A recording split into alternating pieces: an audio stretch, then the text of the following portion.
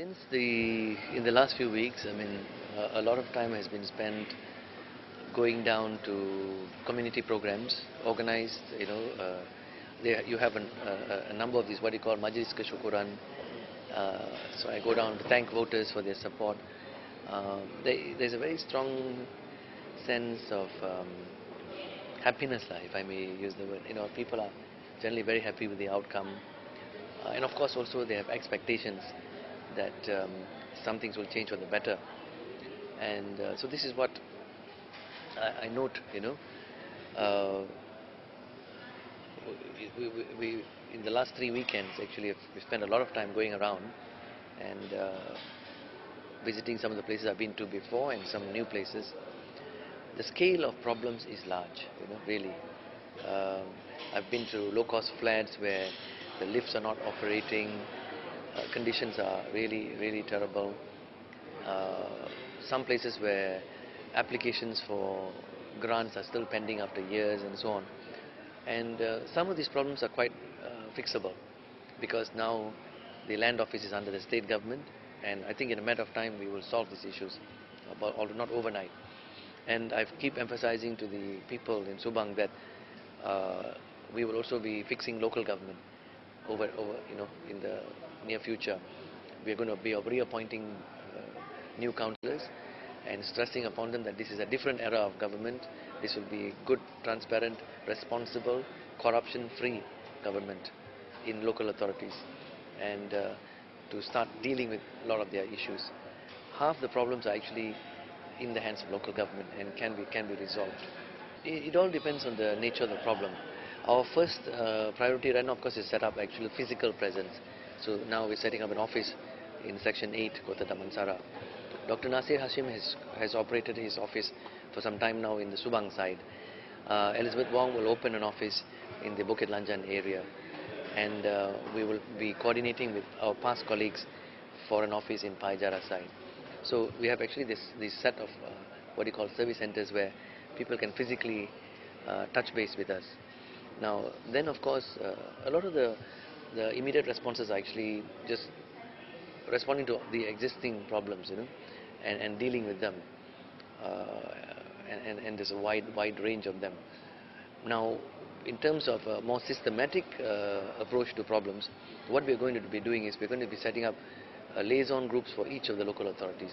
So I will have a team dealing with MBPJ, a team dealing with Majlis Bandaraya Shah Alam, and as well as a team dealing with Majlis Perbandaran Selayang, so that when issues come up between our residents and those local authorities, this team will then kick into place and move to act on the problem. Yeah. Now you become. I have less hours to myself. The days are much fuller, so I can sense now. Of course, this is the first few months. It will be very busy. It will settle down a bit after the first 2 or 3 months. But I have the sense that I have to drop some things I've been doing in the past because new responsibilities are there. But at the same time, it's an exciting time.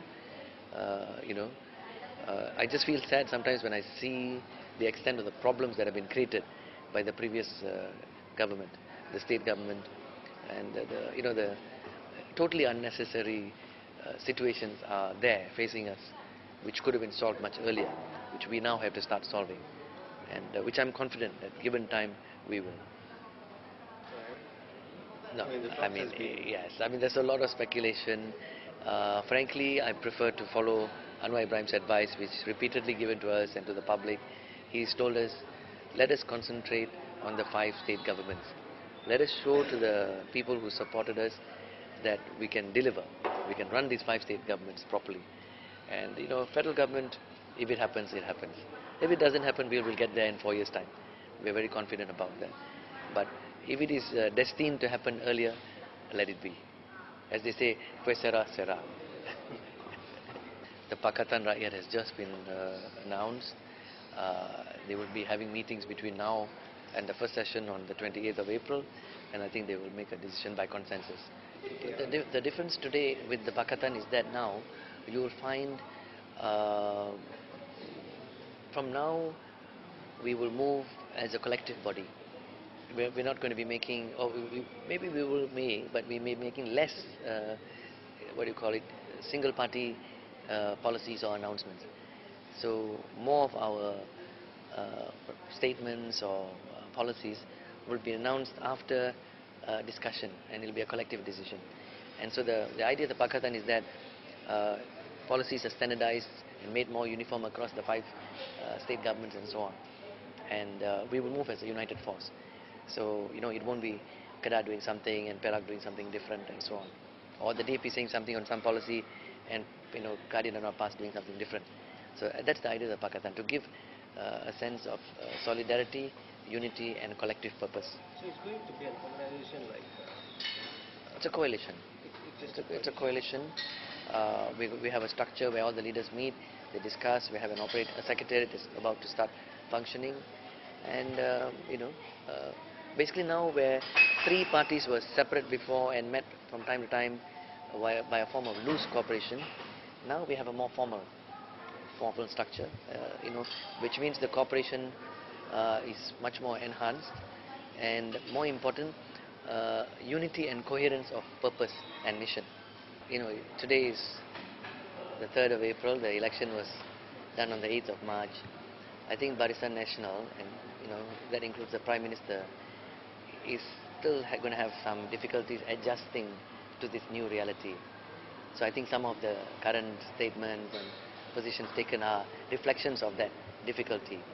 At some point, I think they'll have to come to terms with the fact that it is in the interest of Malaysia and all Malaysians, including the Barisan and ourselves, that there is cooperation, and we work together so that we don't undermine, each other to the extent that people's interest is damaged. So, but I think now they are in a state of flux and transition and trying to adjust to this new reality. We hope it improves, because it must. In the interest of our people, in the interest of the nation and our people, they have to learn to cooperate.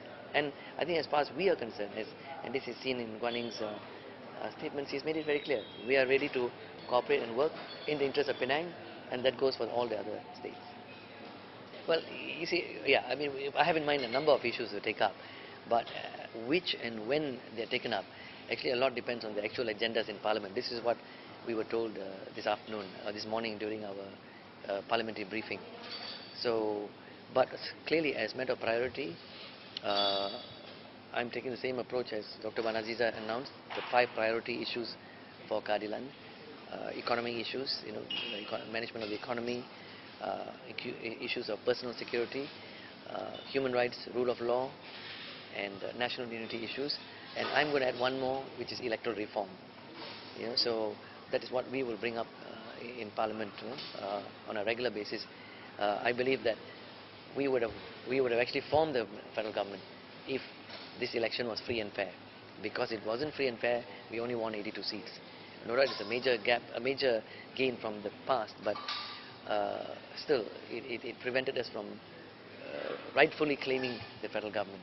So there's still a long way to go in terms of electoral reform, and I keep reminding even our colleagues of that, that much more needs to be done, and we will speak for that both inside and outside Parliament. A different scenario, like... Yes, very different. I was welcomed at the door to Parliament, in a very different way. It's a good feeling. I mean, really, it's a good feeling all over the country. And what we're feeling is, people feel now that things are going to change for the better. And these are very early days. We have a lot more good things to come.